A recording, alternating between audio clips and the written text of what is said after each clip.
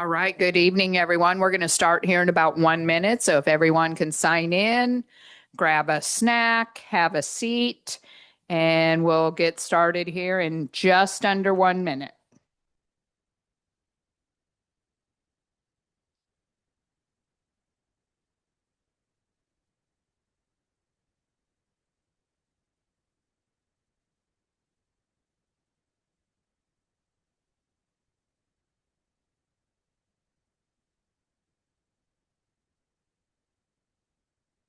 All right, good evening, everyone. Welcome to the District Advisory Council meeting. I'm Cheryl Togashi from the Categorical Programs Department, and welcome.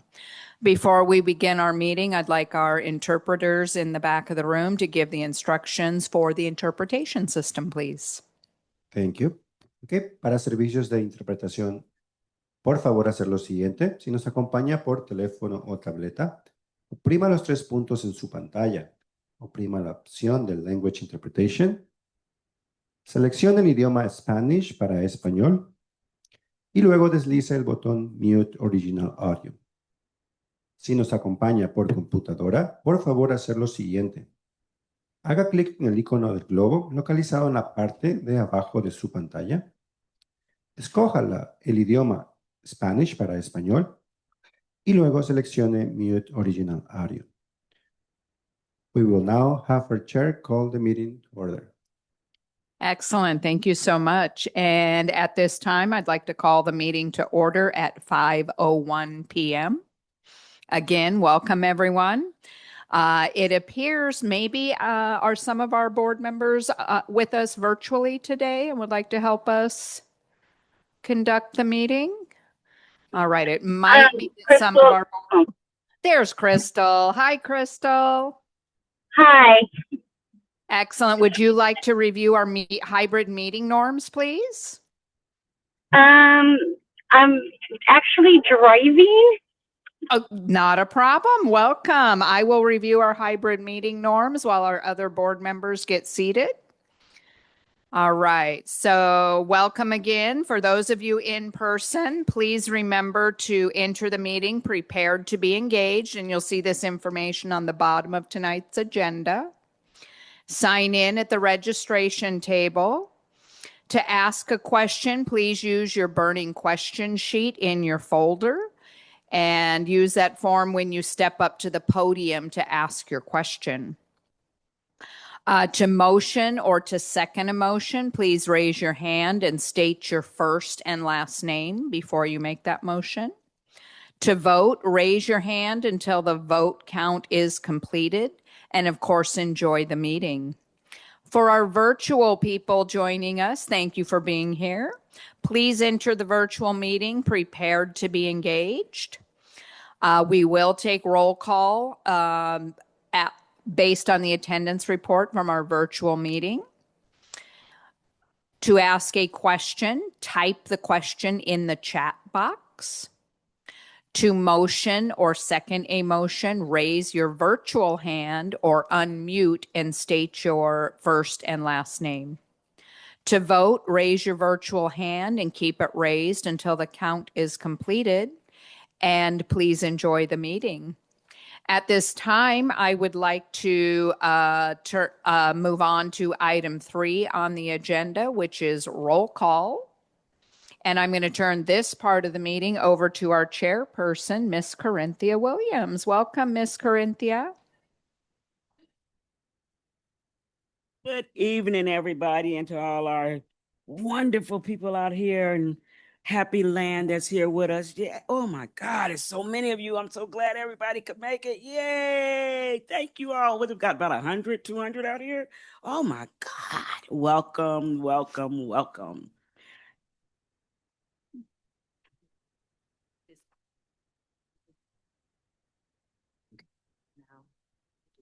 All right, next item on the agenda is item number 4, reading and approval of the minutes. You will find a copy of the Thursday, January 22nd, 2026 minutes from our last meeting in your folder. Please pull those out and take the next minute or so to review those before we call for a motion to vote. If you recall, this is the meeting where we had quite a few presenters. We had our Visual and Performing Arts Department come and present about our Visual and Performing Arts program. We had our Associate Superintendent from Business Services, Mr. Terry Komnick, join us to give us a business update, business services update. And he was able to answer some questions that came. You'll see the questions and answers within the minutes. And same thing happened with the VAPA. You'll see the questions and answers there as well. Then we moved on to a presentation from our director from Accountability and Ed Tech on our California dashboard. You see our most recent updates on the California dashboard. And there were questions and answers related to that.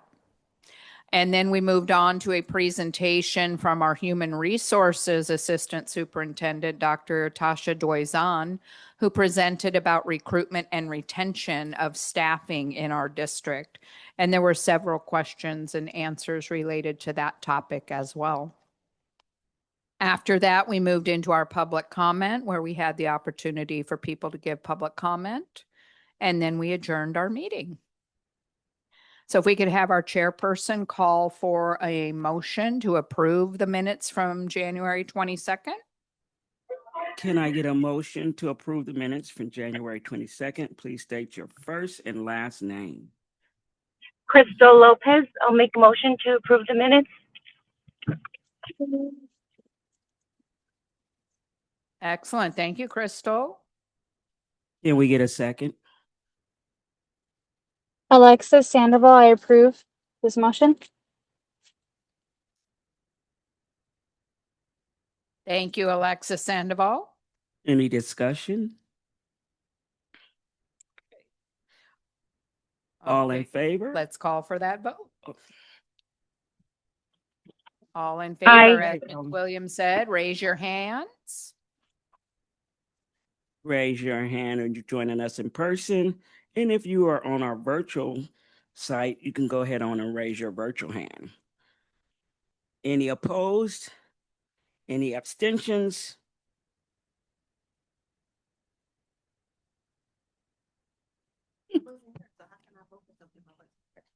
And it Okay. looked We have like one a mo- abstention. Oh, one abstention. Okay. Yes. Motion carried. Motion carries. Yay. Next item on our agenda is item number 5. Miss Williams, would you like to? We have our student representative who will be sharing student leadership advisory report. We do have a student representative this evening. Do you have your report with you today? That's okay. We'll look forward to next meeting, okay? Excellent. Thank you so much for being here. And we need to let you know, young lady, you are a part of us. You sit at the head of the table when you come in, you know, because so many people out here, I can't even see you at the time. So if you don't mind coming up and joining us here at the head of the table, because yeah, definitely. Excellent. All right. Next item on the agenda, item number 6, old business. There's no old business at this time. Before we move on to our first presenter, we would like to remind our members and guests to please keep questions in general and refrain from asking student-specific questions. That means you can't ask nothing dealing with a student, exactly with a student, okay? This is to ensure the privacy and confidentiality of all students and their families.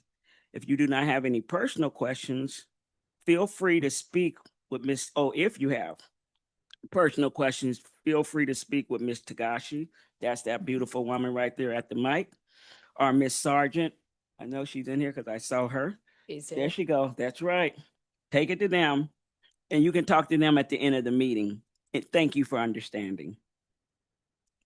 Are we ready for our All right. first presenter? First presenter under new business. Okay, could we please, for our first agenda line item under new business is the presentation on specialized programs, including foster and homeless supports. And we are going to let the presenters introduce themselves from our Specialized Programs Department. Come on up and join us. Right, welcome. Yes.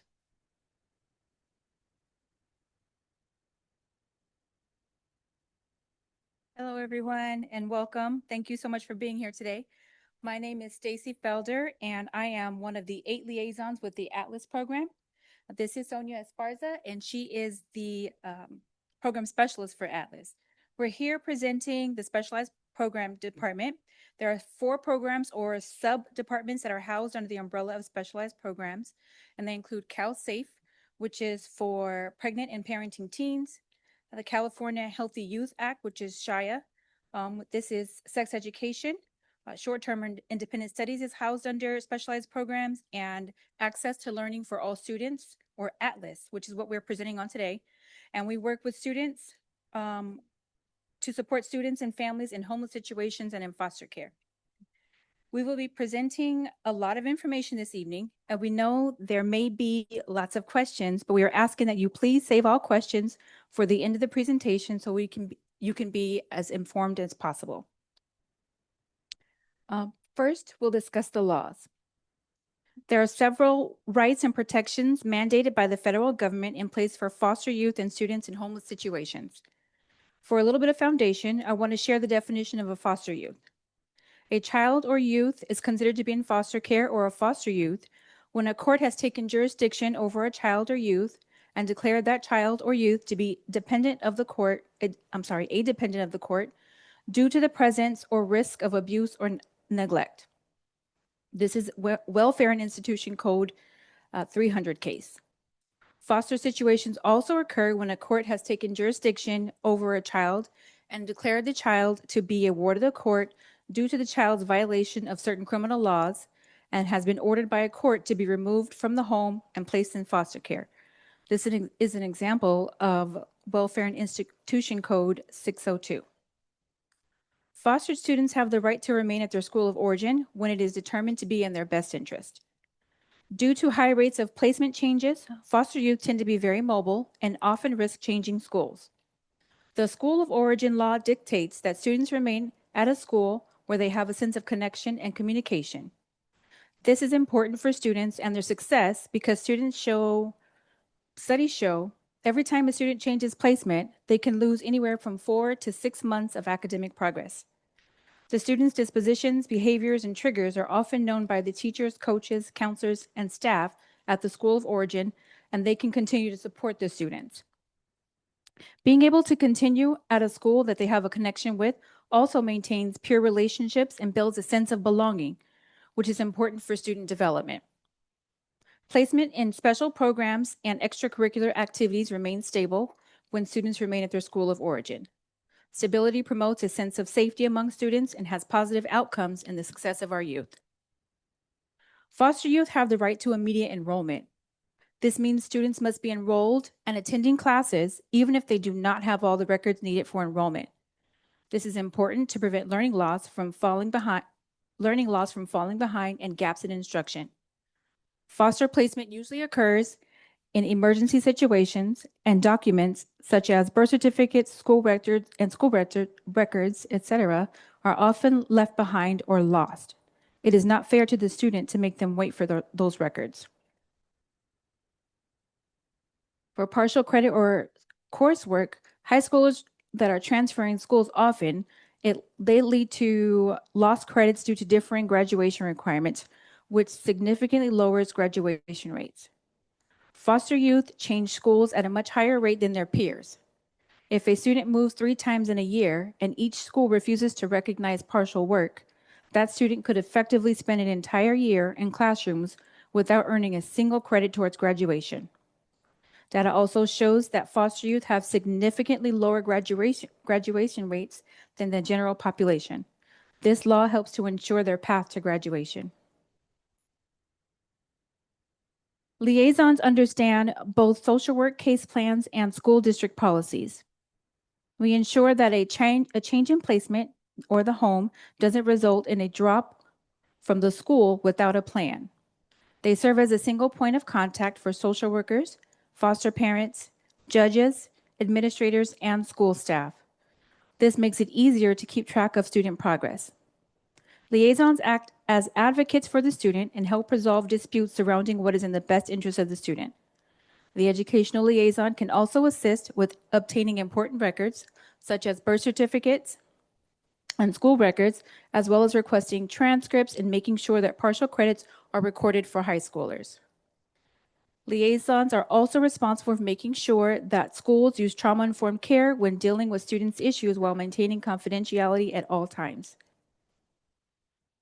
For students in homeless situations, the McKinney-Victo Act is the federal law that puts protections in place for students experiencing homelessness. Under this law, it states that permanent housing must be fixed, regular, and adequate.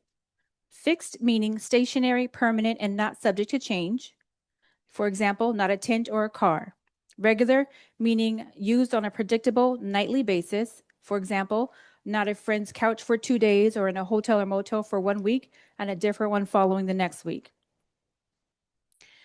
Adequate meaning sufficient or meeting both the physical and psychological needs typical met in home environments. For example, it has heat, water, electricity, isn't overcrowded, has windows, and a door that locks. If the housing situation does not meet all three of these criteria, a person or student is considered homeless. In the district, we categorize the students 4 ways. Doubled up, which means sharing housing of other persons due to loss of housing, economic hardship, or a similar reason.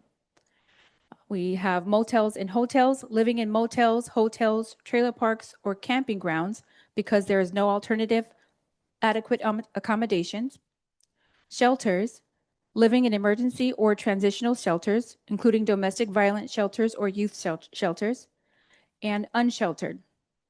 This means places not meant for habitation, living in cars, parks, public spaces, abandoned buildings, bus or train station, or substandard housing, homes with no running water or heat, or severe infestations. Homeless students have the right to immediate enrollment in their school of origin or local school, the same as foster youth. It is important to prevent learning loss, and it creates stability and a sense of belonging and safety for the student. Students in homeless situations have the right to assistance with transportation to their school of origin, whether it be by school bus, city bus, or other means. Another right that students have is access to all school programs and services. They get to participate in clubs and sports and other activities. They are subject to the same rules and regulations as all students are governed by, but their status at home as homeless cannot be a reason they are not allowed to participate. Many of the laws that govern foster youth apply to students in homeless situations. Here are a couple that apply to both groups. There are fee waivers and for tests and exams. For example, if a student's taking the AP test or the SAT, there are fee waivers. There are fee waivers for applications to colleges. They must also have access to extracurricular activities such as sports and clubs, as well as tutoring. If a student wishes to participate in after-school programs, the student have the right to enroll first. So they have priority enrollment. One last thing we will touch on for the homeless students is their right to resolve disputes, and the right to attend school while the dispute is resolved. I'm going to touch a little bit on student resources. There are some resources that the Atlas program can assist students with. Each situation is different, so distribution of resources is determined by availability as well as a case-by-case assessment. Backpacks and school supplies are provided by our department to each site to be issued to our foster and homeless students when they qualify. This is done to make sure that lack of school supplies is never a barrier to our students' educations. We also have a supply of these items on hand in the office where we work.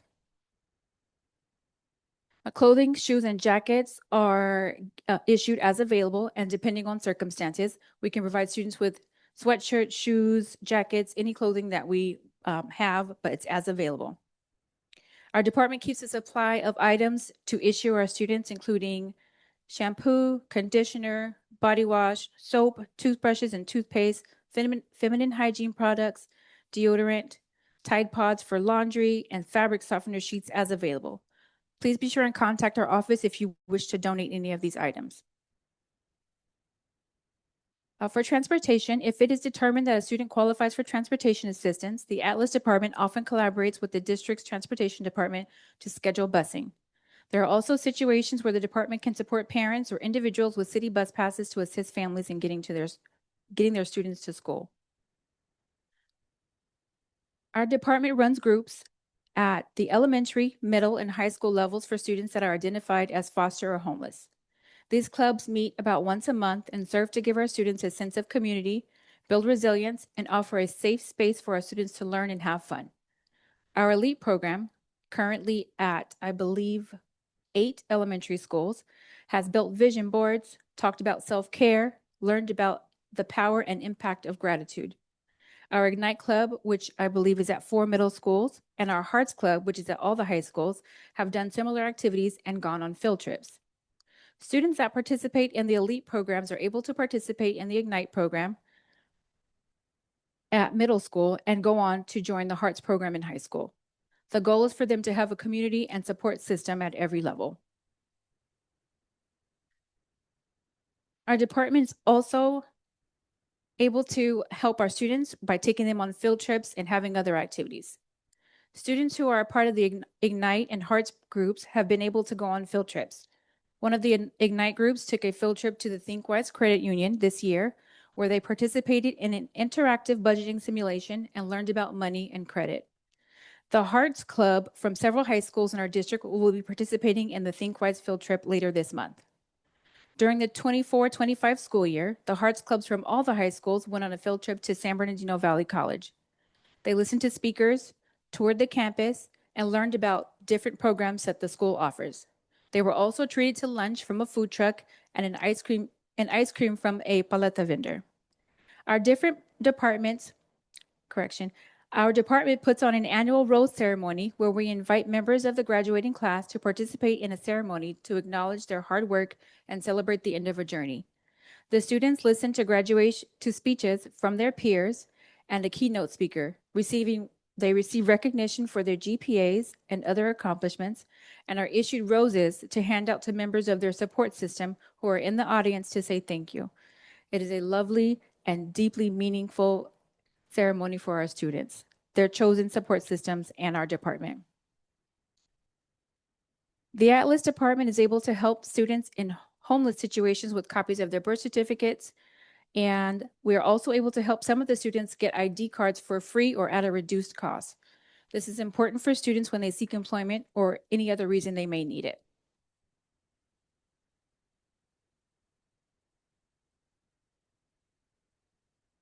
I'm going to go ahead and go over the family resources. One area that we assist is with transportation, and Ms. Feller had already touched a little bit based on that. We work closely with our transportation department to find school buses within our district that are already en route to be able to place our students in those buses to be able to get to their school of origin. We also have access, our students have access to public busing with a copy of their schedule or their school ID via the Omnitrans.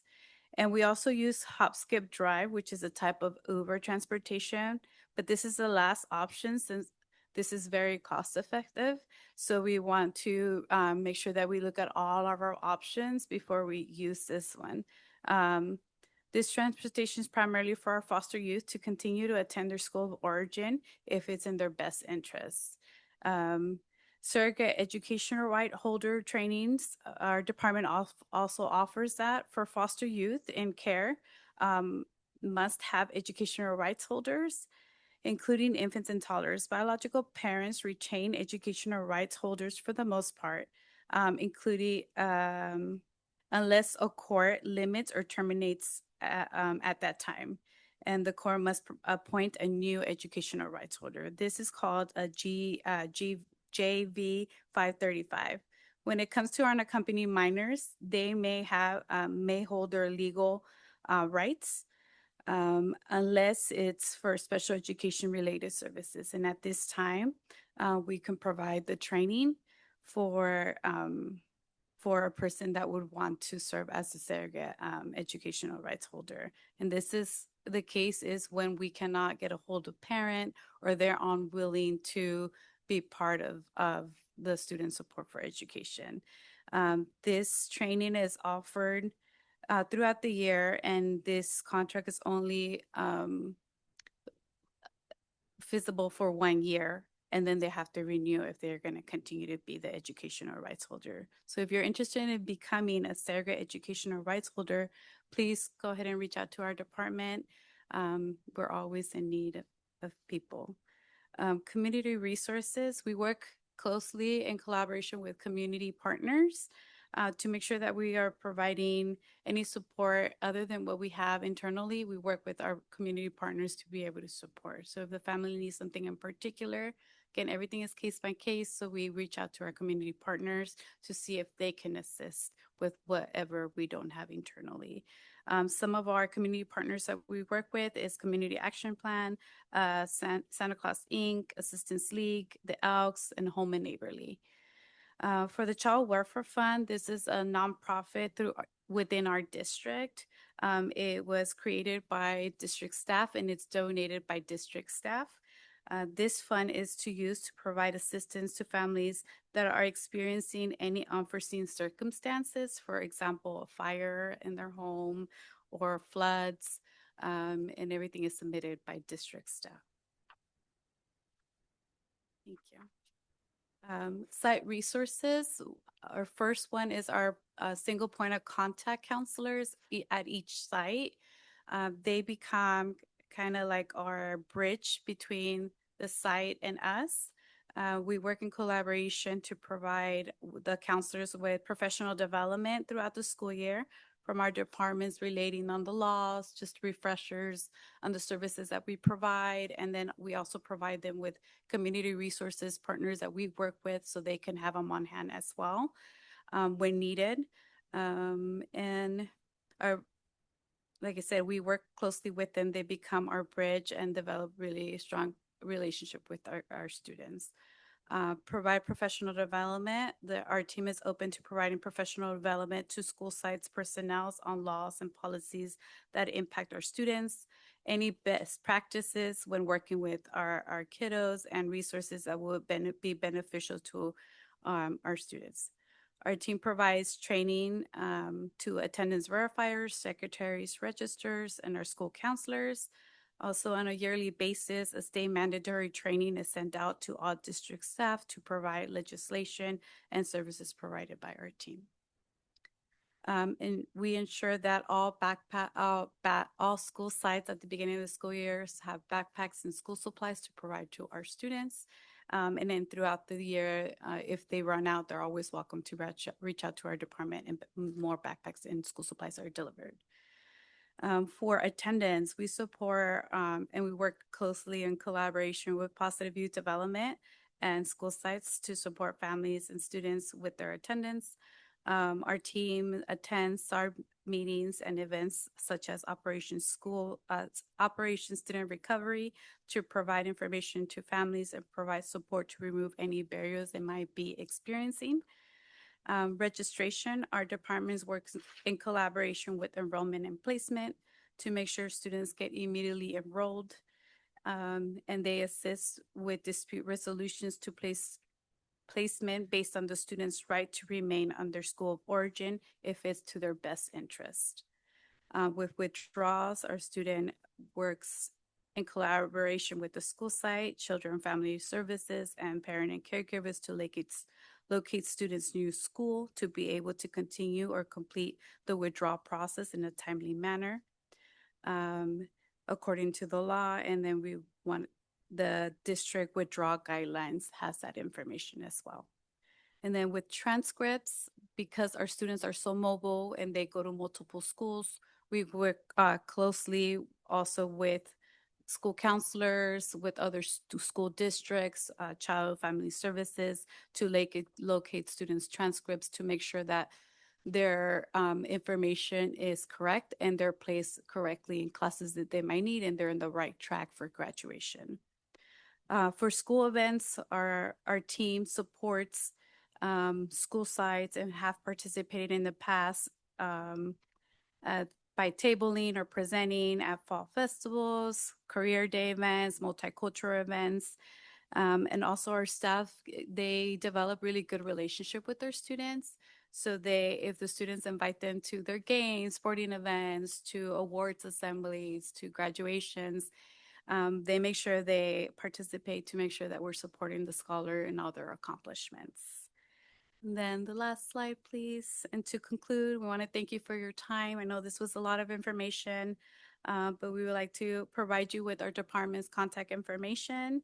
On this slide, it has our office phone number, our department email. That email goes to everybody in our office, from our director, everybody there. We are located in the building right behind us at the Paxson Welcome Center in the second floor. At this time, if you have any further questions, please feel free to ask. If you will also like to have a private conversation, we will be in the back if you would like to ask your question in private. Thank you.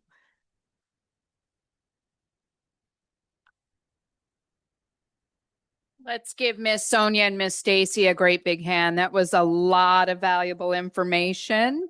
And they're here. If you do have personal questions, you can talk with them in the back. But if there are any general questions, you can bring it down to the podium or raise your virtual hand. I don't think we have anything in comments. All right. Well, thank you all very much. We appreciate you being here this evening. Thank you. All right, Miss Williams, next item on the agenda, item B, under new business. First, we'd like to tell the last presenters, thank you so much for all the great information. We appreciate it. And now we're going to move on to our new business, which is positive youth development. And we're going to let our director introduce herself as she comes up. Give her a big hand, please. Thank you.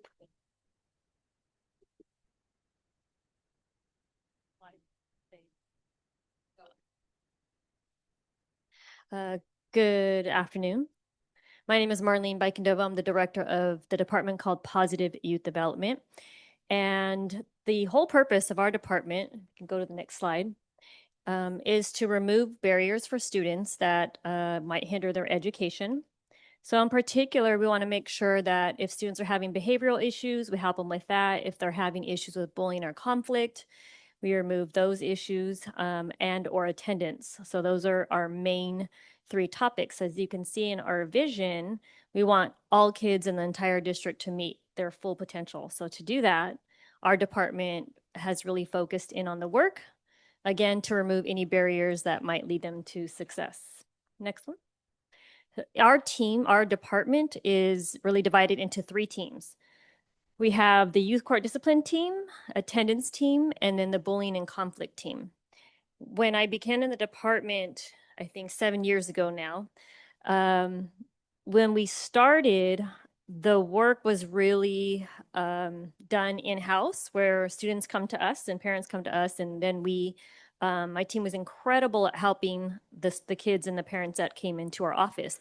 But what we learned is we really want to reach more kids. And so in order to reach more kids across the district, what we learned is we have to also help the sites be outstanding at attendance, at bullying, conflict, and also behavior in order to be able to better serve most of the kids in the district.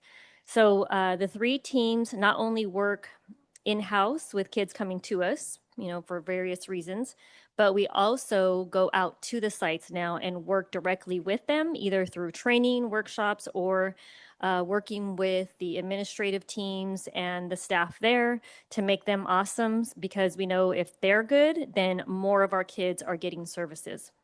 Next one. So in particular, let's talk about the attendance team.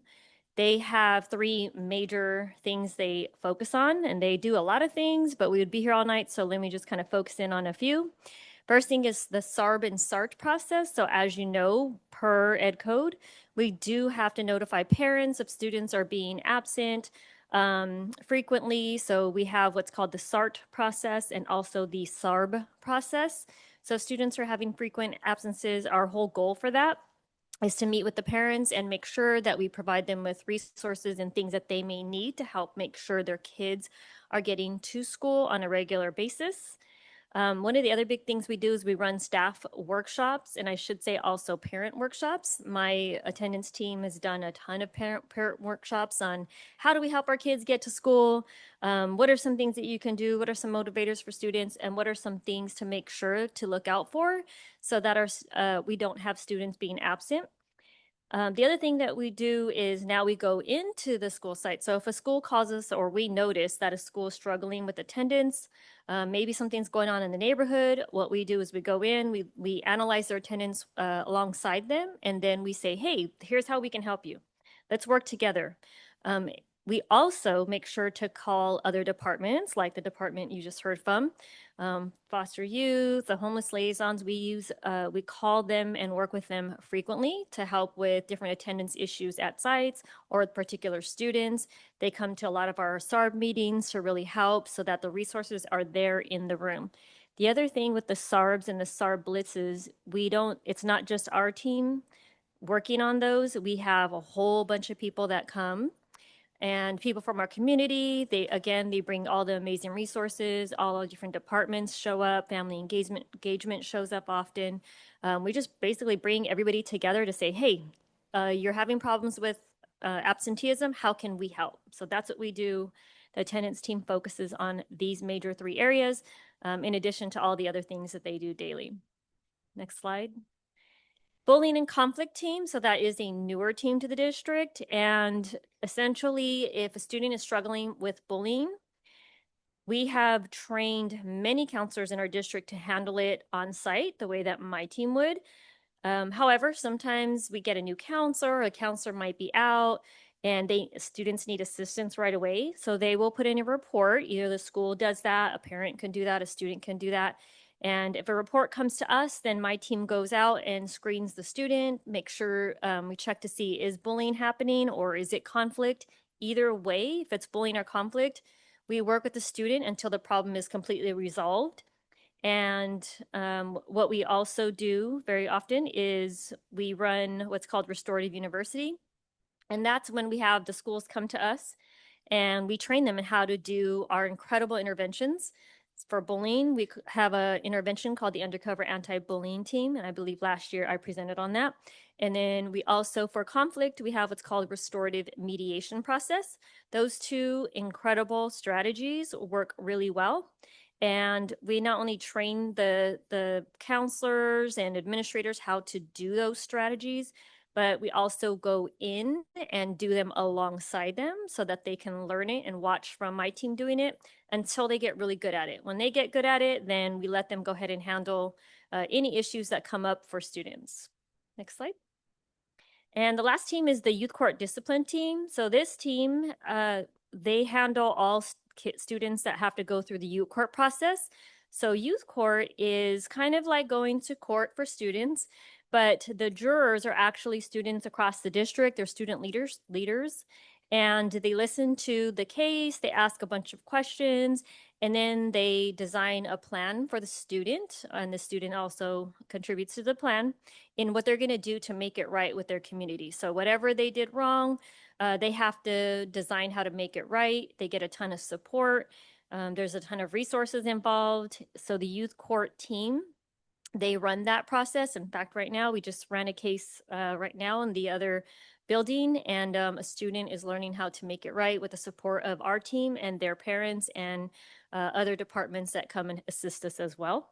The other big thing they do is case management. So if a student gets into, violates a major ed code violation, and they maybe are referred to us because they did something really big, made a big mistake, we have what's called case management. So our youth court team will be assigned to a particular student, and they will help the student design a success plan, and they will help the student through the next few months to help them get back on track and get back into school, get back into being successful in their classes. So, and that includes they have to have good attendance, good behavior, and really work on their future goals during that time while they're being case managed by our department.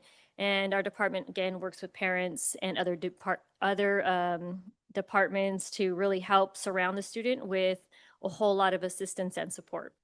And then the last thing that that team does is they also run Restorative University 2.0. So this Restorative University is actually designed to help our school sites get really good at the tier 2 and 3 strategies. So what that means is all students get tier 1 strategies in any school, but if a student is having a problem with maybe discipline or behavior, then that means they need more assistance. And so my team has incredible strategies for both tier 2 and tier 3 students, and they get direct assistance from my team, and my team trains all of the staff in how to do these particular strategies.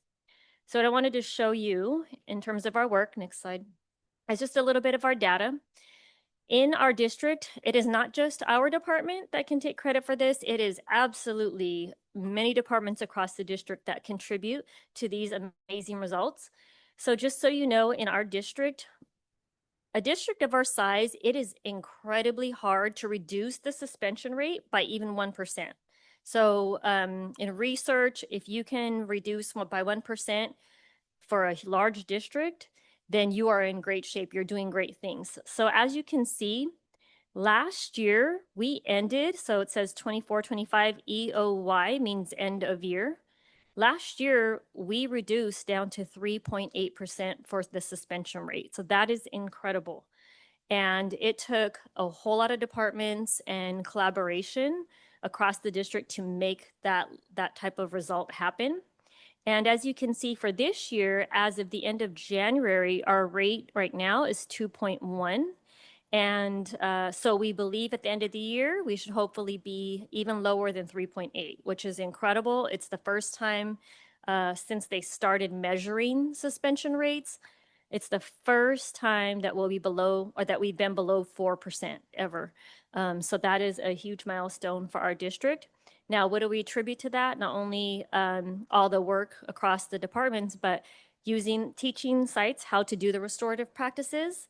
And also really, Swiss department even helps schools to be so good.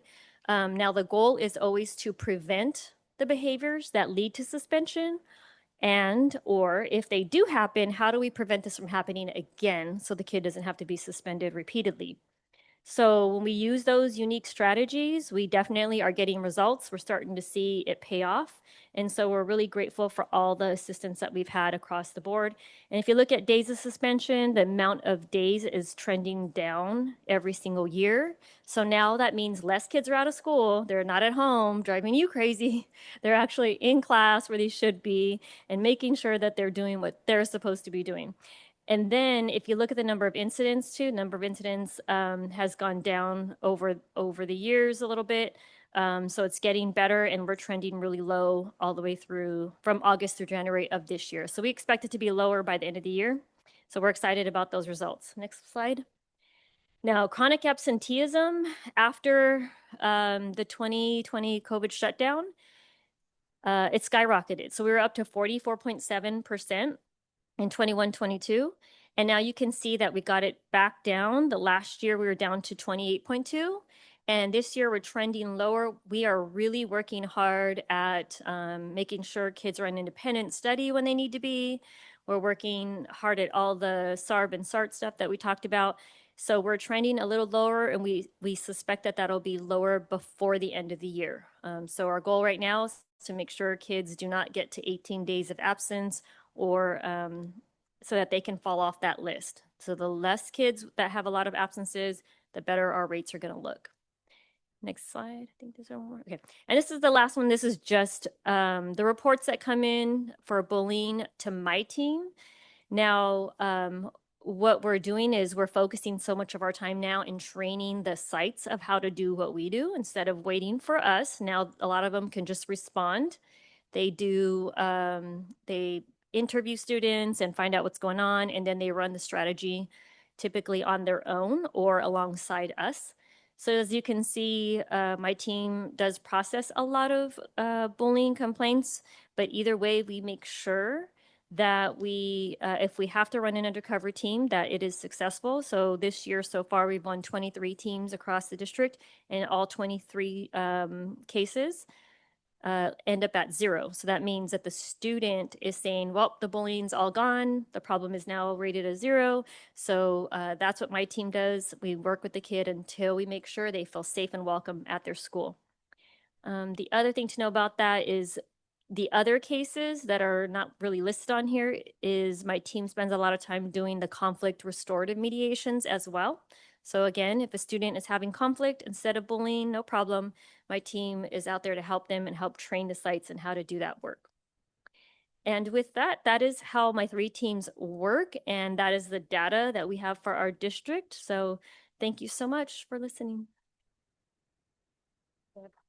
Let's give Dr. Bikendova a great big hand, and she is here for just a minute or two if anyone has any questions. Looks like we have Miss Williams. Anything virtual right now? Nothing in comments. All right, Miss Williams. Ms. Vakadova, this whole thing is so interesting.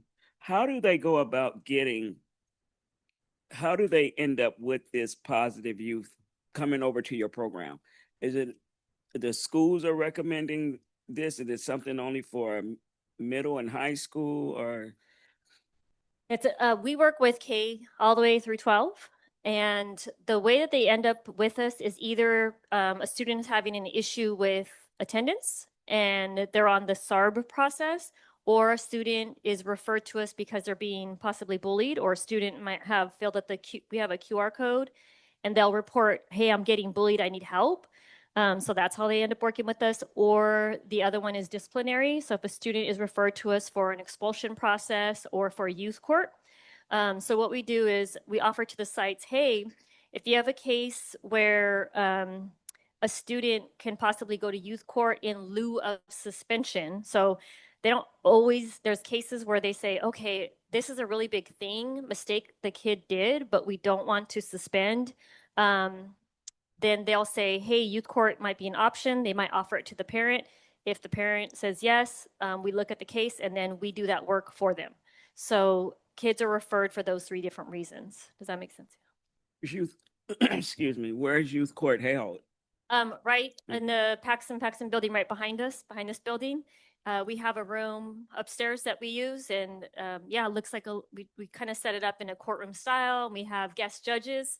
So if you're ever interested, we train guest judges and they wear a judge's robe, and we have the kids play the bailiff, the jurors. It's, we try to make it look like the real thing as much as we can. Yeah. And so students who volunteer often want to be judges, lawyers, police officers.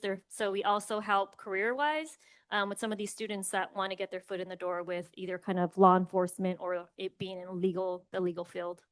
How do they go about getting picked to do one of the roles, to play one of the roles? For youth court? For youth court. Basically, we have flyers out there at all the high schools and middle schools and say, hey, we need volunteers, because they do have to volunteer their own time. And then they have to apply, and we have to make sure, they can keep confidential information, things like that. And then, yeah, we work with them, and then we see where they fit well in terms of the different roles in the courtroom. Yes. Thank you. Yeah, you're welcome. Let's give Dr. Bikendova another big hand. That was some valuable information. We appreciate her being here this evening. And let's move on to the next item on the agenda. Okay. At this time, I know this person. We have, ladies and gentlemen, the categorical program department will be presenting the LCAP year. And let's give our director, Yeah. Kimber Sargent, a big hand. Yeah. She's got a lot of information to provide you this evening.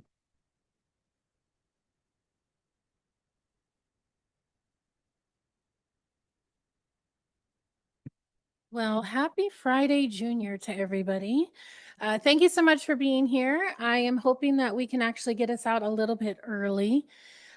College professors always say that, and then they keep you till the last minute. So I'm going to really try to get us out here a little bit early. So thank you for the introduction, Corinthia. Again, my name is Kimber Sargent, Director of Categorical Programs.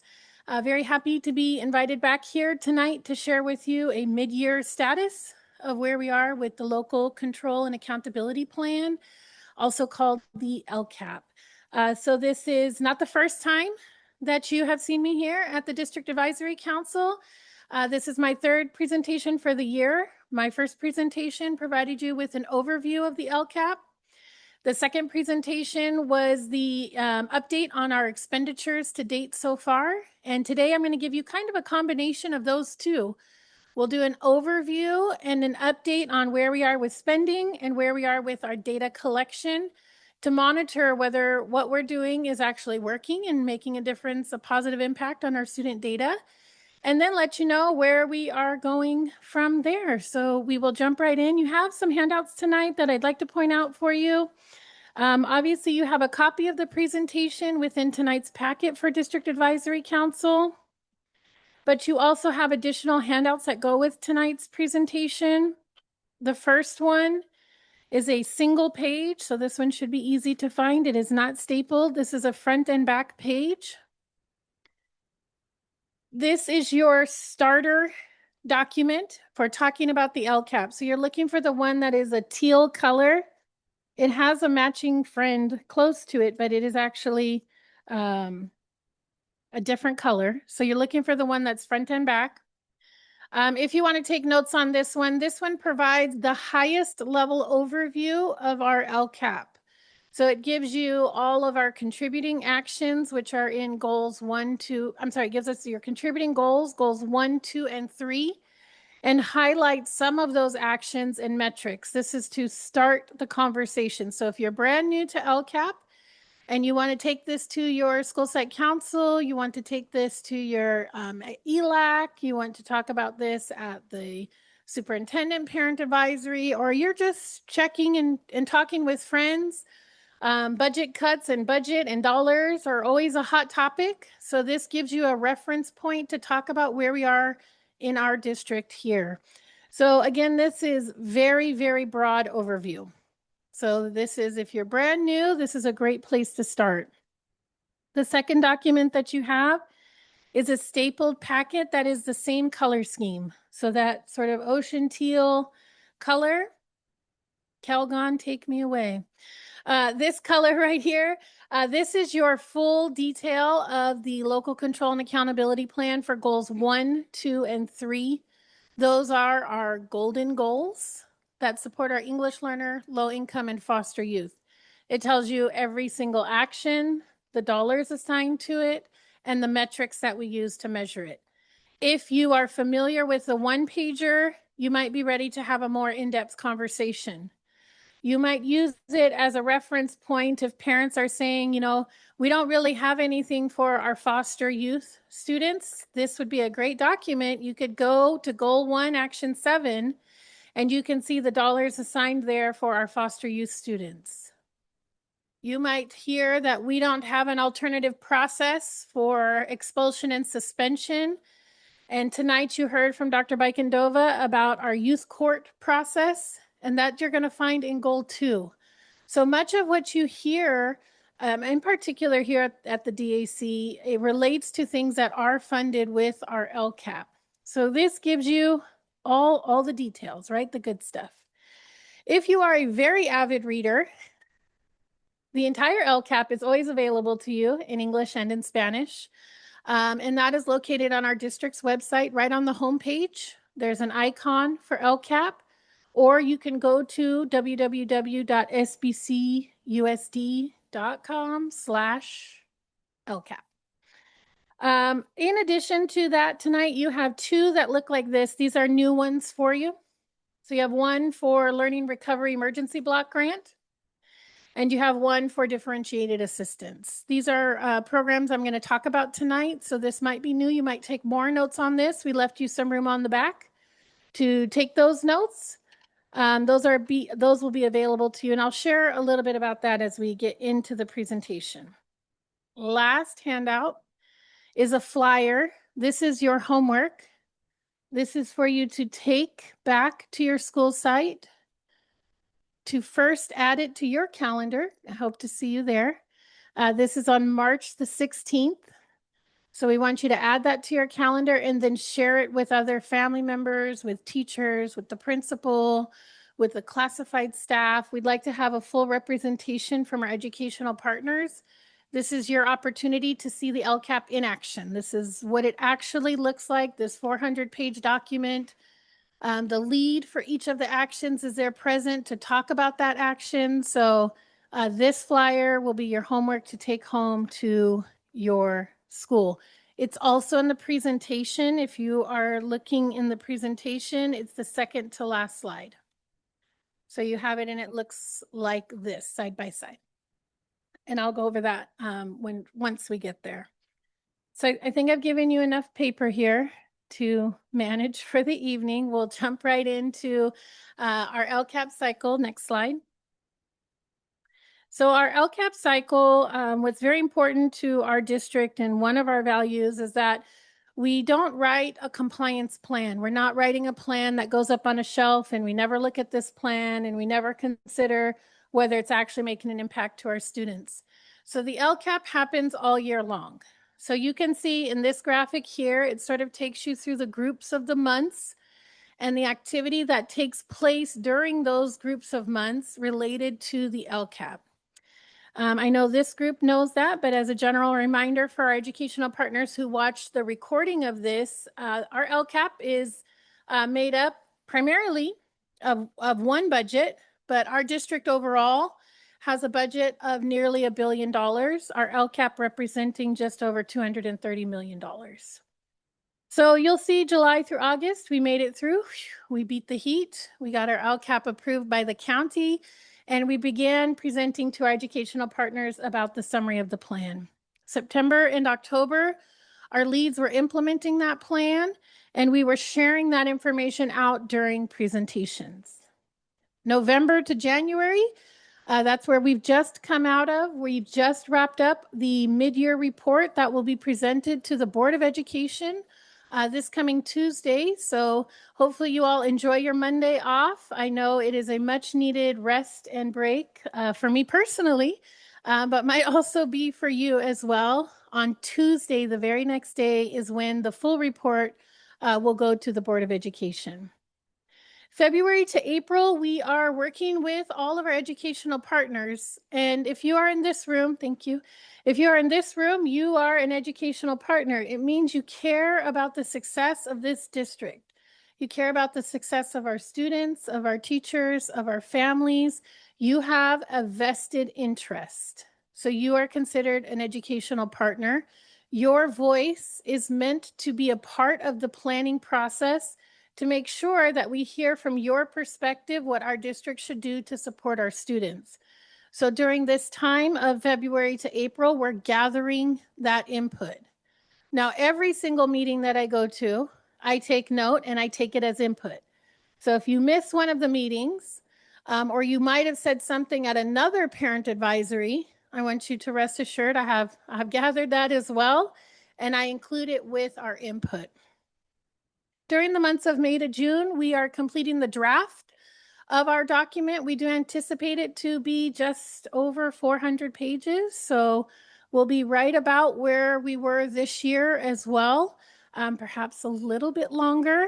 But that is why we provide the tools for you to share it so you're not walking around with a binder. We know that that wouldn't be very comfortable. And then we start the cycle all over again. We take it to our board for adoption and then back to the county for approval. Next slide. Here are the links to all of these documents that you have here. So you have the electronic copy of it. This allows you to share it with the school site, share it with the program facilitator if you work with them at your school site principals and other school site council or ELAC members. These are provided in English and in Spanish. You can see there's the 2-page, which is the short, 30,000 foot view, the 15-page, which is the full detail of goals 1, 2, and 3. And then we also provide a video. So if you're not much of a talker, you're a shy person like me. Remember I told you, shy person like me. You could also use a video to start the conversation. So I'm going to play that video for you. It's a very short video, but it'll allow you to see what that looks like. This video also available in English and in Spanish. The 2025-26 Local Control and Accountability Plan, or LCAP, describes how the San Bernardino City Unified School District aims to improve student outcomes. Each year, San Bernardino City USD collaborates with educational partners to create a plan that increases student progress, decreases performance gaps, and reports on the progress made the previous year.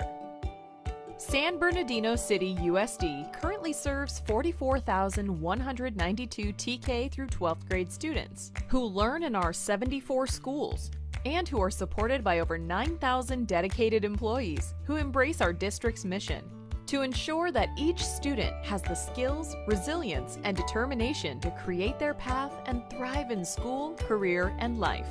To support this mission in 2025-26, San Bernardino City USD has over $983 million in total revenue, including over $201 million from LCFF concentration and supplemental grants to address the needs of our high-need students.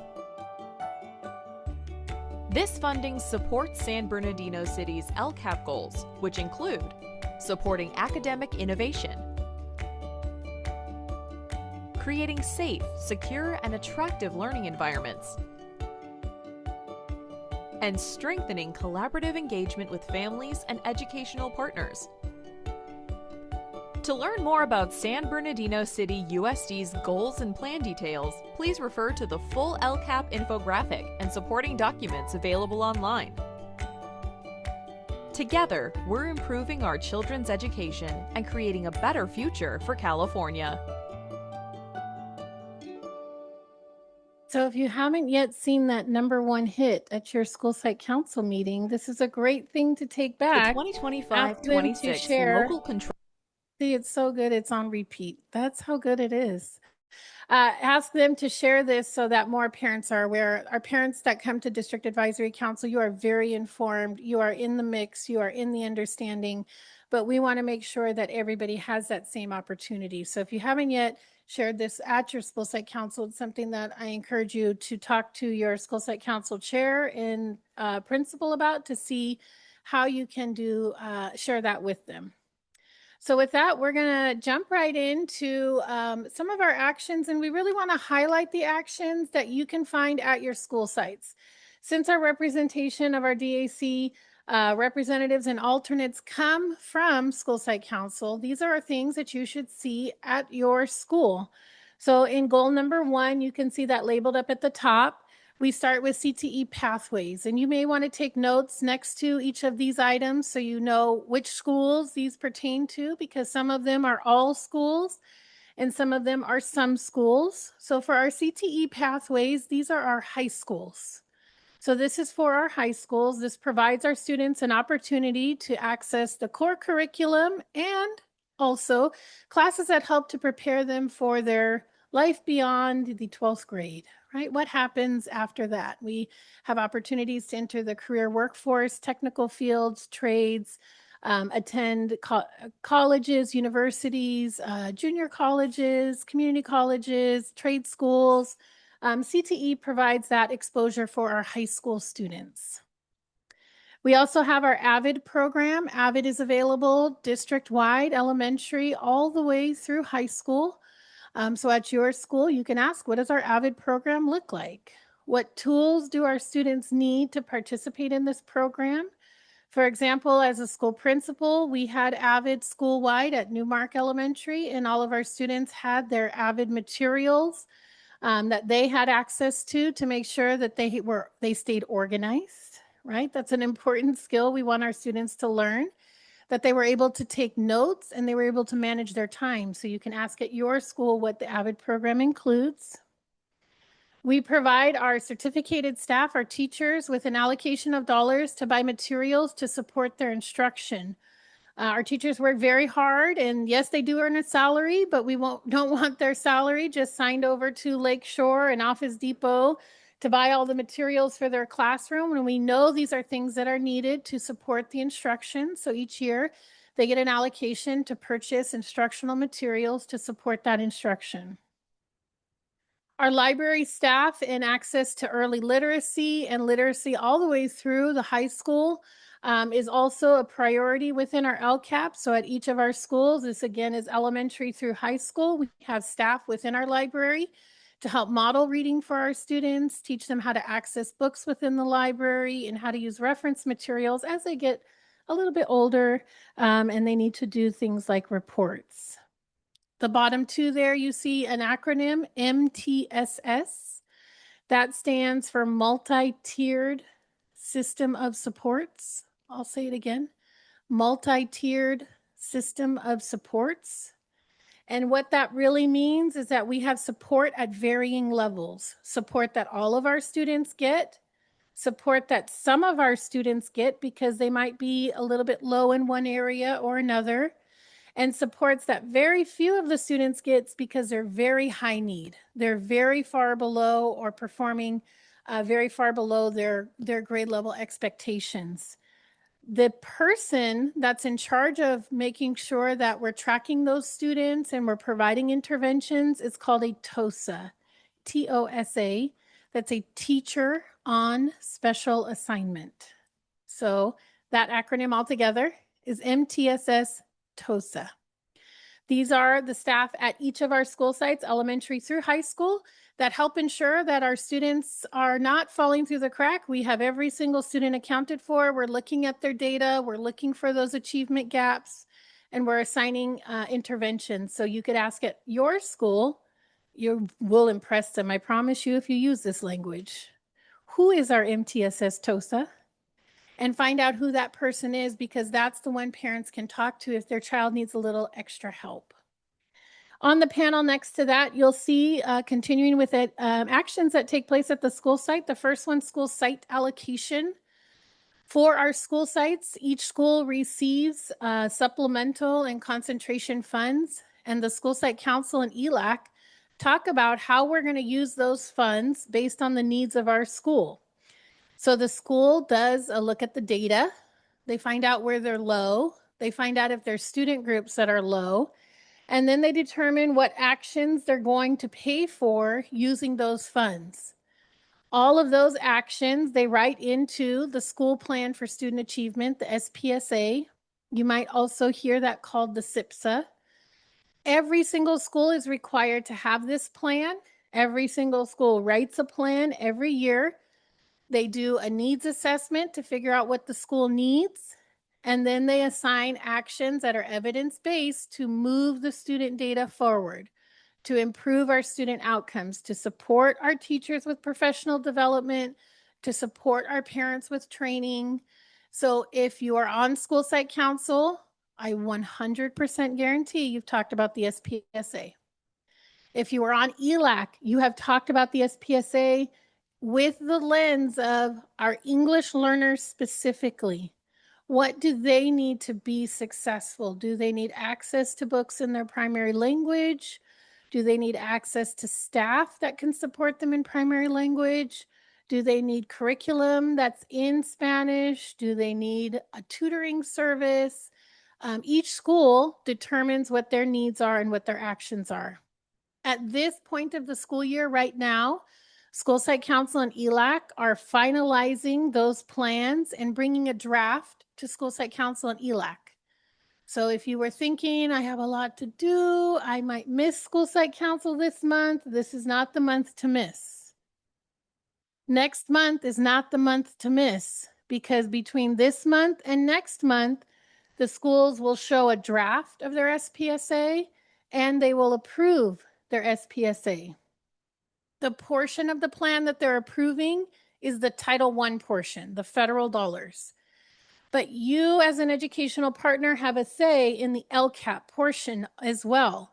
So they need to hear from you, what should the school have to support the specific needs that are coming up at your school. We also pay for transportation, as our team here from Specialized Services spoke about. Our homeless students' access to transportation, our foster youth students' access to transportation. Our district provides more than the minimum. So in a normal district, we are exceptional. So I'm going to say a normal district, right? They provide only the required transportation. And some districts will even charge for transportation if you don't meet the requirement. Our district provides the transportation at no cost. So we provide it for special programs. Let's say you are in a dual program, or you're in the Sankofa program, or you are attending a lottery school. We provide transportation for those students. The required would be the special education students, right? But even if you aren't in a program, but you need to ride the bus, you can apply for an empty seat application. So you submit the application to the office, and then you're able to also access transportation, also at no cost. And the reason for that is we support it here in our LCAP. Going to that middle row, English language facilitators. We know that our English learners have more needs because they're not only trying to get the math, and they're trying to get the reading, and they're trying to get the science and the history, but they're also grappling with learning another language at the same time. So sometimes access to like academic vocabulary or very complex ideas is more difficult.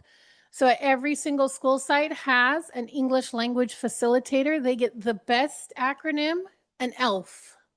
So every school has an ELF, and this is a magical person that's there to support your English learners. So you can go back to your school and say, who is our ELF? Who is there to support our English learners? Okay. We also provide additional staff to our schools that are under a program called Focus Schools. These are our schools that have a history over the last few years of demonstrating less growth than the peer schools.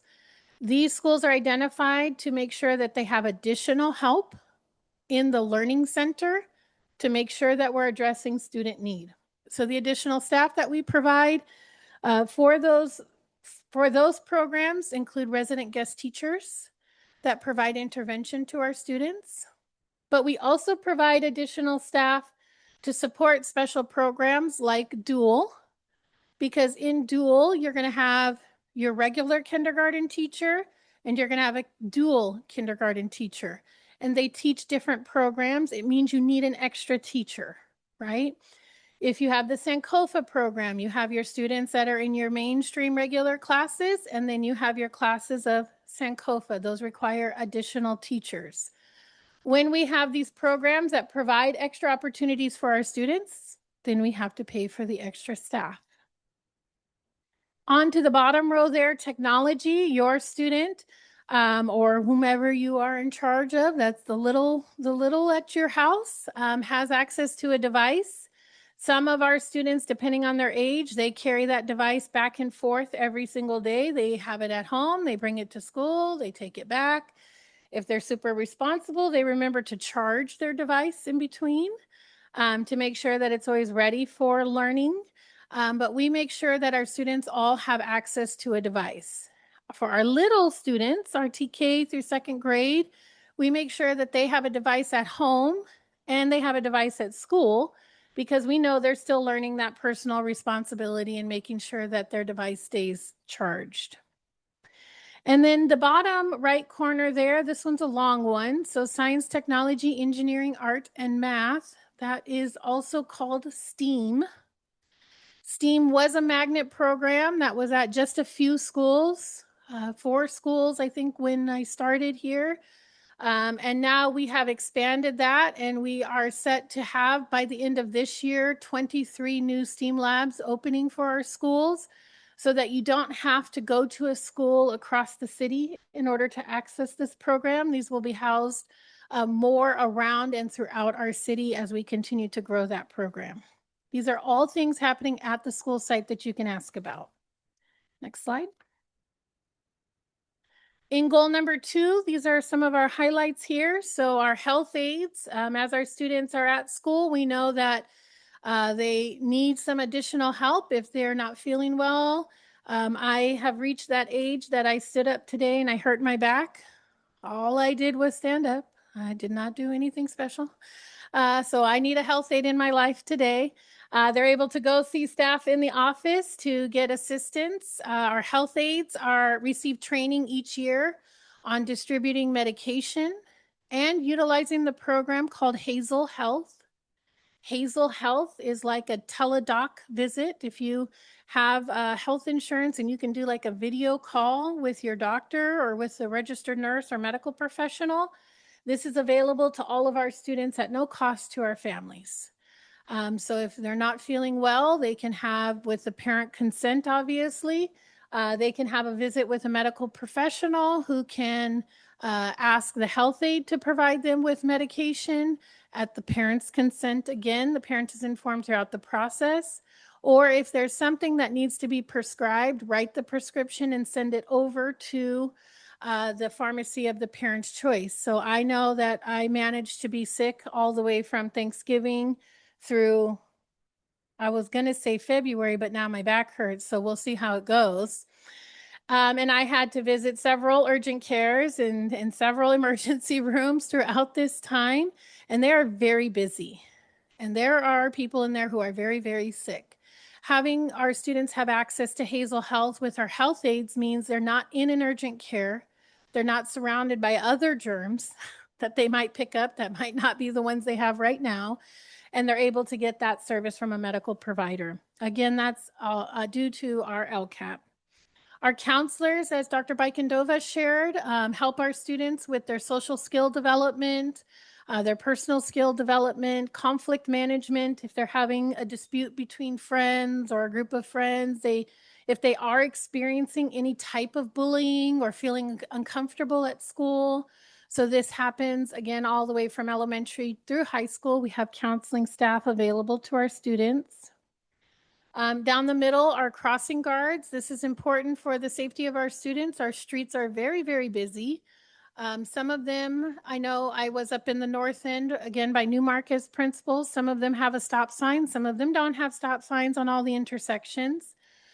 So we have identified those areas and have crossing guards. However, you might see that there's a safety issue and a crossing guard would be very helpful to add to an area of a school. And as a parent or educational partner, you can visit our district website to the safety office and you can request for them to review the traffic area. The more specific you are about the problem and where it is, the better they understand what it is you're referring to. So that they can come to see if there is the ability for them to add a crossing guard there. We just had our crossing guard appreciation. If you watch our school board meetings, we brought them in to say thank you for being out there, rain, sun, snow. We don't have snow really, but sunshine. They're out there helping to make sure our students and families cross. Next to that, again, something that Dr. Bikendova referred to, which is our attendance staff. The attendance staff at the school is there to help remove barriers for families and help them find out what might be the reason for the student's absence. And are there resources that we could provide to them to help them to get there on time? Is it a transportation issue? Is it that the student isn't feeling well really often? I know my younger sister had asthma as a child, and she was constantly wheezing and couldn't go to school. But we have something called the asthma bus, which can come and help and teach the family about asthma, how to treat it, how to manage it. There's a medical professional. So there's a lot of resources that our attendance staff provide to the families as they need those items. Down at the bottom, we have our vice principals. These are at the elementary level.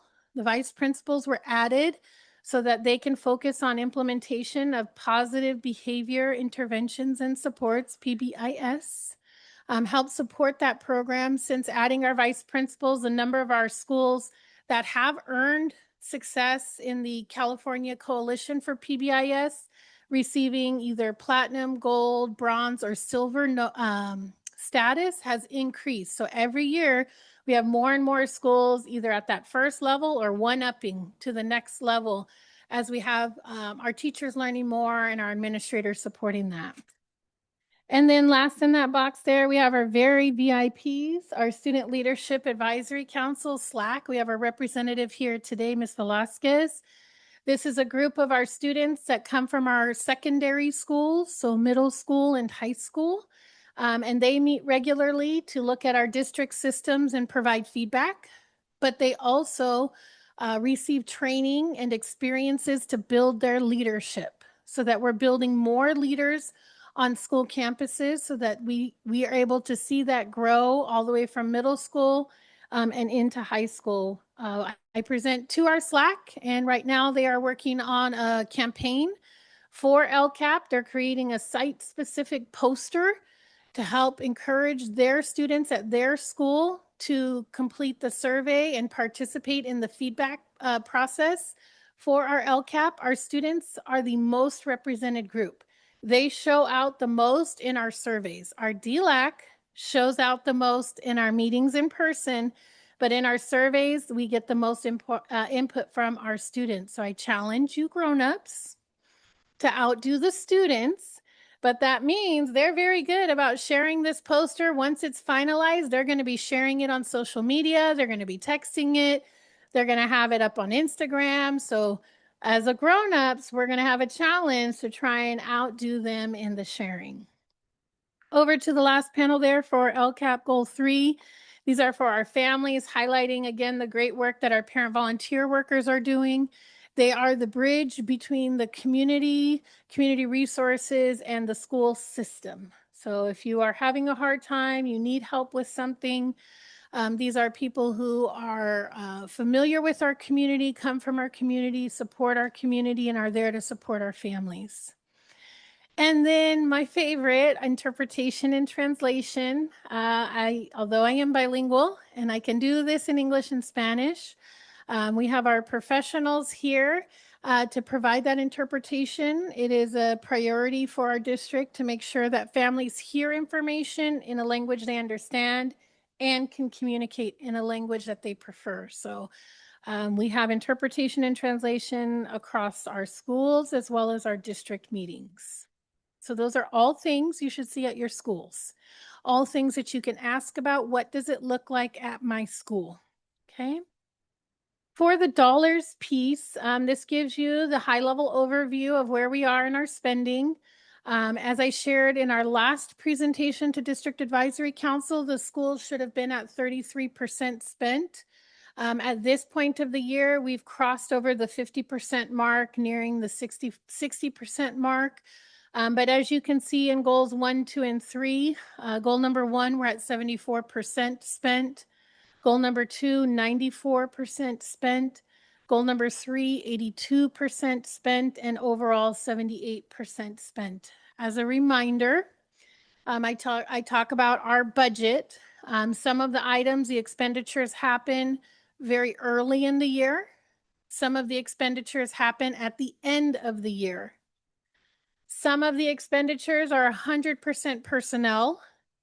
So we already know those funds are going to be expended, but in our LCAP, we are on target to spend our full amount. I make sure of it. I will call you. I will find you if you have not yet spent your dollars, but our leads do a fantastic job of prioritizing the needs for our students, staff, and families so that we do not leave a single dollar. We spend every single dollar that we can from our LCAP. Next slide. The next slide. So those are goals 1, 2, and 3. Those are our golden goals. Those goals support English learner, low income, and foster youth, and they are covered by the beautiful Calgon Take Me Away teal colored documents. Okay. The next section of our LCAP contains our Equity Multiplier programs. Equity Multiplier is a program from the state of California. They identify schools that have a high poverty rate and have a high mobility rate. So there are a lot of students that meet the socioeconomically disadvantaged mark, and there are a lot of students that move around. They're enrolled for at least one day, but might go to another school. So the schools had to be at least 70% socioeconomically disadvantaged and at least 25% of mobility. So these schools receive funds. We have 2 cohorts of schools.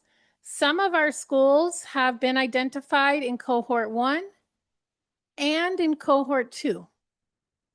meaning they still met the threshold for the socioeconomically disadvantaged and they met the mobility. So they got 2 pots of money, okay? 2 allocations of dollars.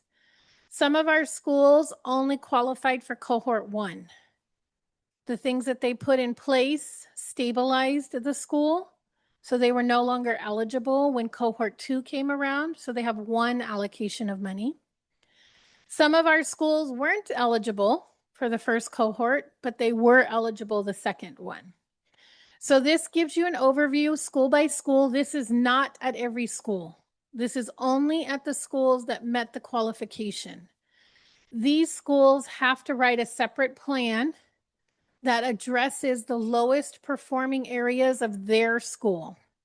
So the plan is very specific to their school. You can see the first goal there, number 4, San Andreas. San Andreas meets together.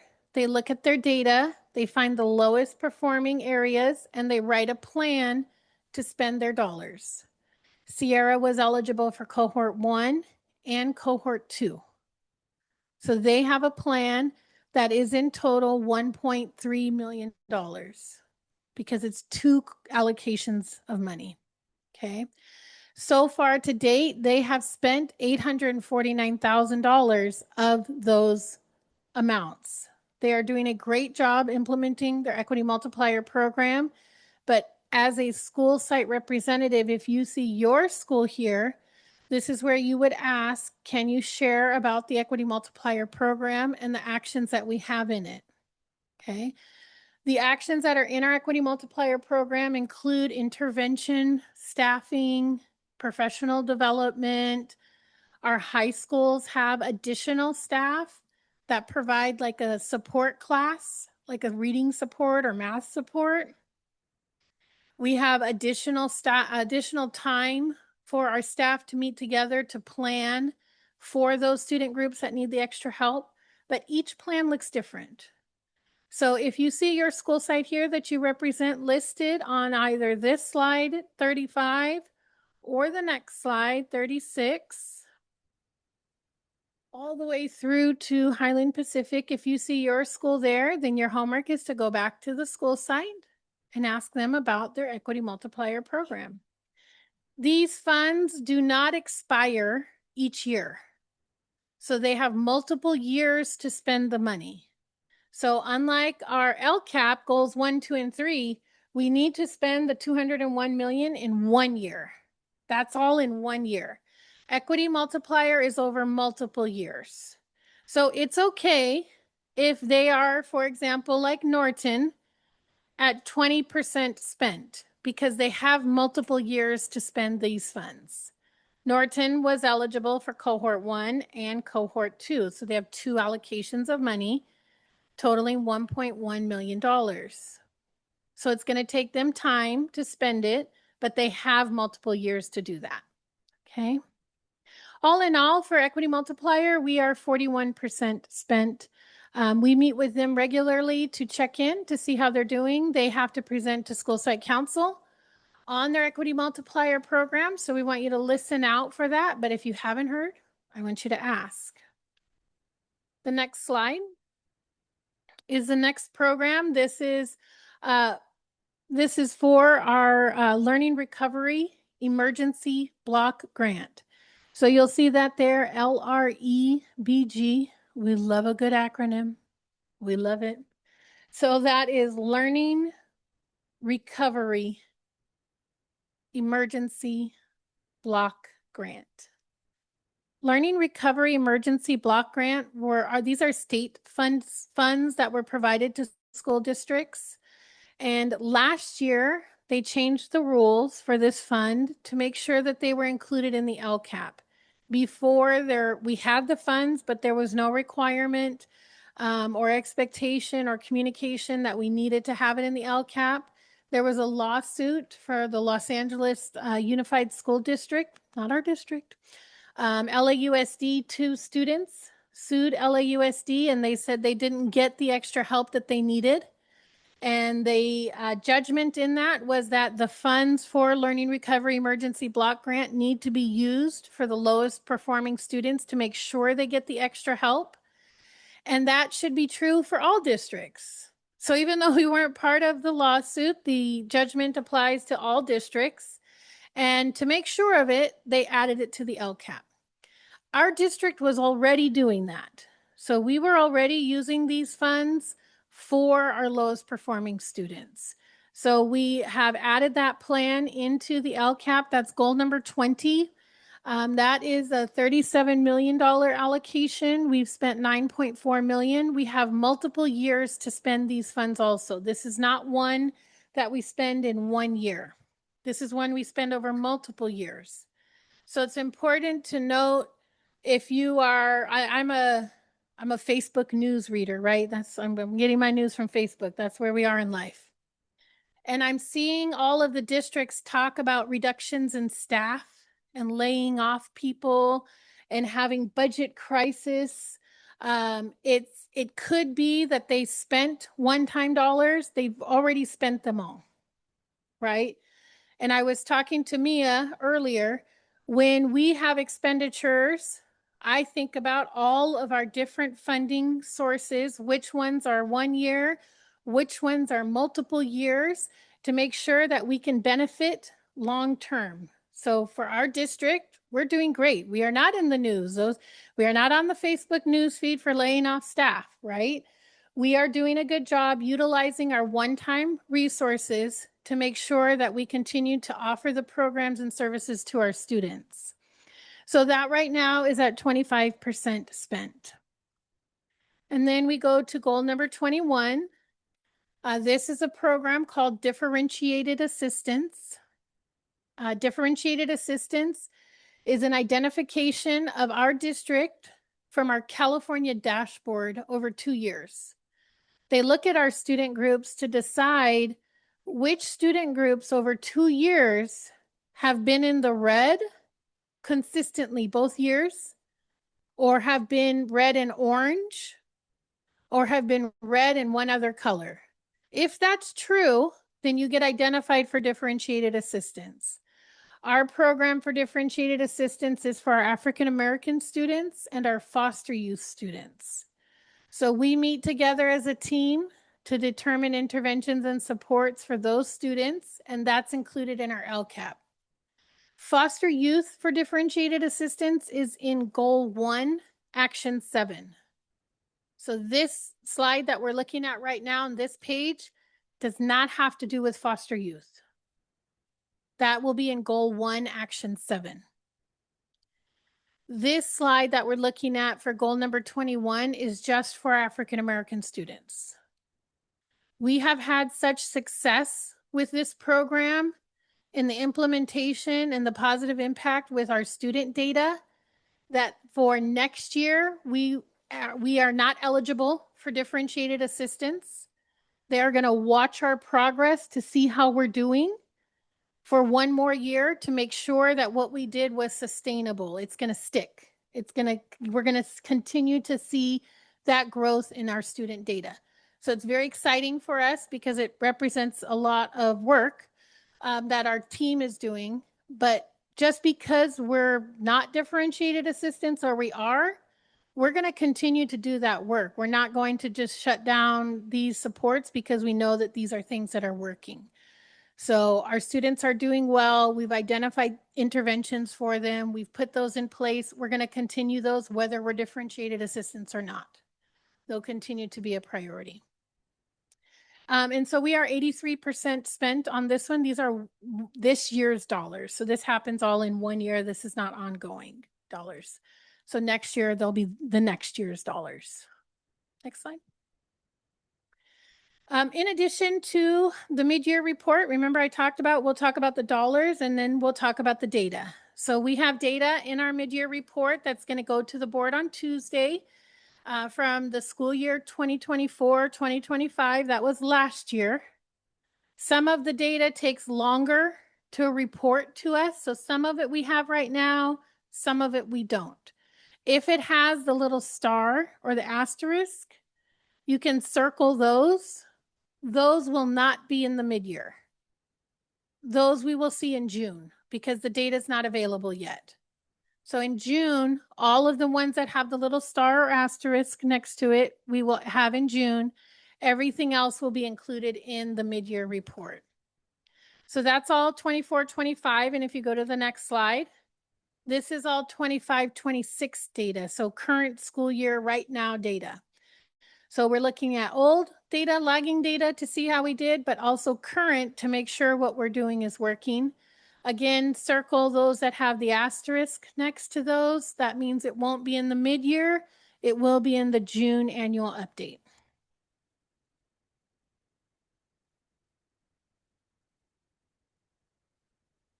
And that takes us full circle back to the part where you have your homework, right? Good teacher starts with homework, ends with homework.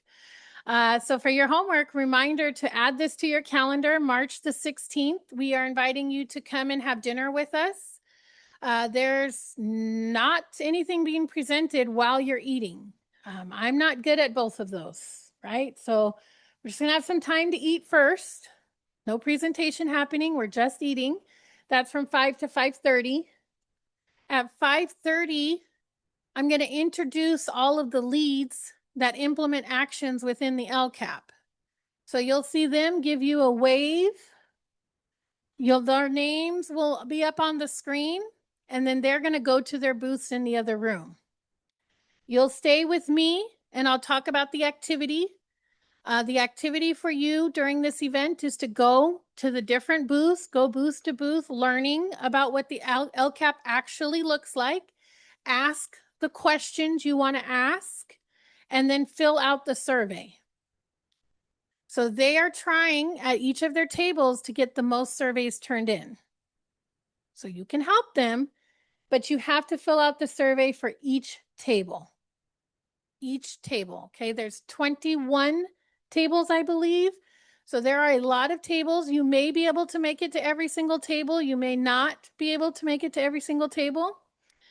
If you are having a Thursday and you stood up and hurt your back and walking around doesn't sound like something you might be able to do that day, I understand. So Cheryl Tagashi will actually be leading an activity with chairs that you can sit at, and she's going to go over every single action, all of those tables. So you'll be able to hear that information. So if the walking around is stressful and there's visually a lot going on, Cheryl Tagashi is there to save the day. So we invite you to be there. There are interpreters at each of the tables, so you do not have to worry about finding an interpreter. They'll be there at the tables to help support you. Cheryl will have an interpreter to make sure that you have access to this in a language you understand. But really, it's a fun time for you to see the great things that we're doing, see it in real life, not hear it from me, which is probably the biggest bonus. You hear it from somebody else. But they'll also show you videos and pictures of what this looks like in real life, right? This is not just a plan we write. This is what we do to support our school district. So add it to your calendar. That's the first piece of homework. Second piece of homework is to share this at your school site. Try to bring a friend with you. Try to bring somebody with you. We do have childcare as well. So childcare is available for you so that you can focus on what you need to focus on. If you have middle school or high school students or high school friends, they are invited to come too, because our student voice is very important. The students are the ones directly impacted most often from the actions within our LCAP. So we invite them as well to join us in this fun event we do each year. It is not at this building. It is at the Professional Development Center, the PDC. The address is on the flyer for you there, 4030 Georgia Boulevard. So you might want to circle that. I know I have to put addresses in the calendar invite. Otherwise, I'm wondering where I needed to be when nobody's there. So we want to make sure you have that marked down. It is a Monday. It's a Monday. So you have to remember Monday that you have something going on that night. You're busy. Mark your calendars. That'll take me to the next steps well, I don't have next steps in this one, but next steps for me is you'll see me out on tour. So I start the board meeting on Tuesday, and then CAC, DAAC, DLAC, back, Slack. I'm gonna be at them all. I'm gonna be at all of them. So just making sure we're sharing and gathering that input. I'm open to any questions that you might have. We have Maribel, who's up here at the front in the podium. If you have any questions, I'm looking online. I don't see any questions there. Miss Lopez, do you want to unmute yourself? You raised your hand.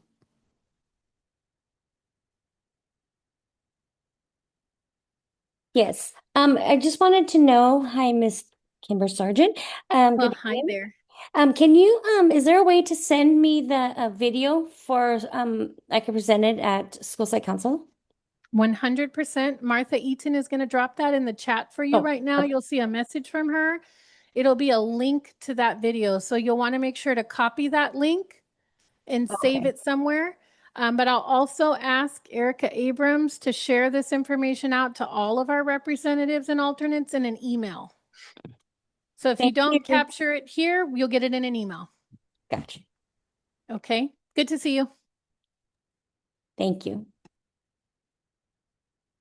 Yes, ma'am. Good afternoon, good evening, Ms. Sargent. We spoke about the Hazel Health. Can that be accessed from home?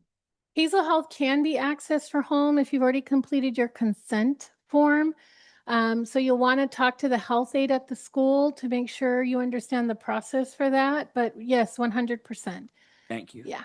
And I know at Newmark, we used it a lot because this is a medical professional you're talking to. I'm not a big fan of urgent care, so I know I was a promoter of it because it's helpful to the families. They can take care of it right there in the school office. If you don't, another point is just tagging onto your question a little bit. If you don't have medical insurance, so you might be worried if the medical professional is seeing your child and you're going to be billed, you're not going to be billed. But if you don't have medical insurance, the schools in our district have something called an IEHP navigator. And that person is there to help families connect with IEHP to get through the process of getting insurance, helping them to get to doctors and find that information. So if that's something you want to talk to about somebody, you want to talk to them confidentially about it, we have something called IEHP navigators to help with that. You guys were very easy on me tonight. But I'll be in the back if you have questions. And better than a professor, it's 6:40, and so it looks like I'm going to be able to make it come true. Thank you so much for having me tonight. I appreciate you guys.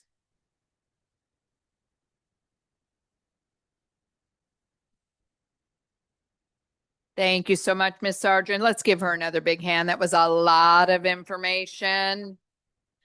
Hopefully you got any questions you may have had answered from that presentation. But again, you're always welcome to ask questions after the meeting. All right, we are going to move on to our next item on the agenda, which is item number 8. Does anyone, this is at the time where we open up public comments. Does anyone have any public comments within the preview of today's DAC agenda? If you have something you would like to state here in person, please step up to the podium.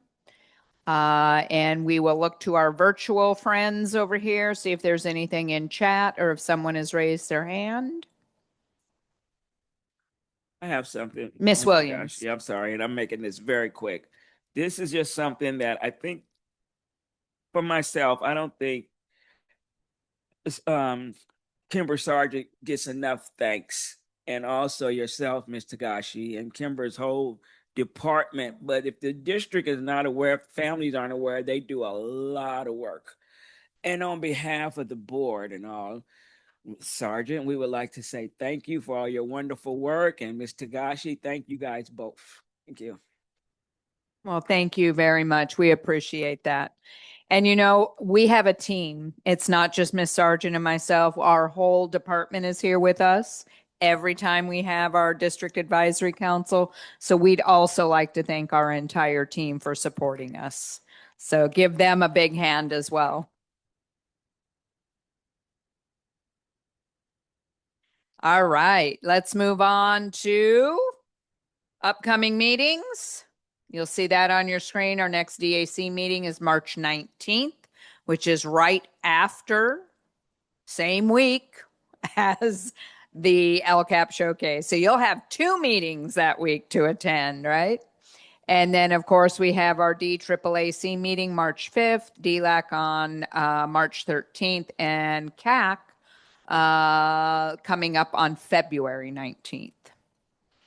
And at this time, I will turn it back over to our board for our adjournment. We thank you all for being here. We adjourn the meeting today at 6:44 p.m. Have a wonderful evening, everyone. We will see you soon. Don't forget to mark your calendar for the LCAP showcase and next month DAC meeting. Have a